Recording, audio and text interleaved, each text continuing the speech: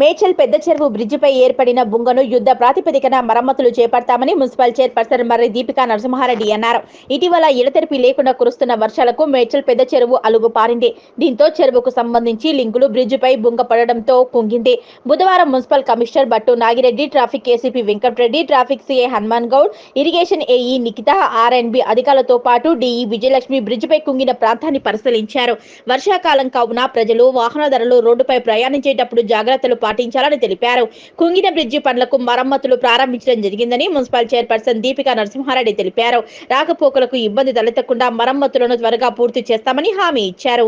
కౌన్సిలర్లు ఉమా నాగరాజు, ప్రియాంక మధుకర్ యాదవ్, ఎడ్ల శ్రీనివాస్ రెడ్డి, కౌడే మహేష్, గణేష్, కోఆప్షన్ సభ్యులు మహమ్మద్ అలీ, నవీన్ రెడ్డిలతో పాటు కాంగ్రెస్ పార్టీ నాయకులు వేముల శ్రీనివాస్ రెడ్డి, నాయకులు రామస్వామి, ముద్రస్ తో పాటు తదితరులు పాల్గొన్నారు.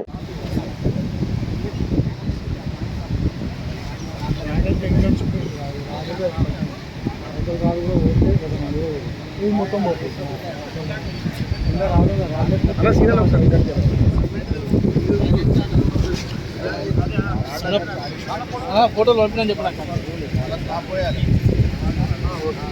ఫోటోలు పంపినా చెప్పిన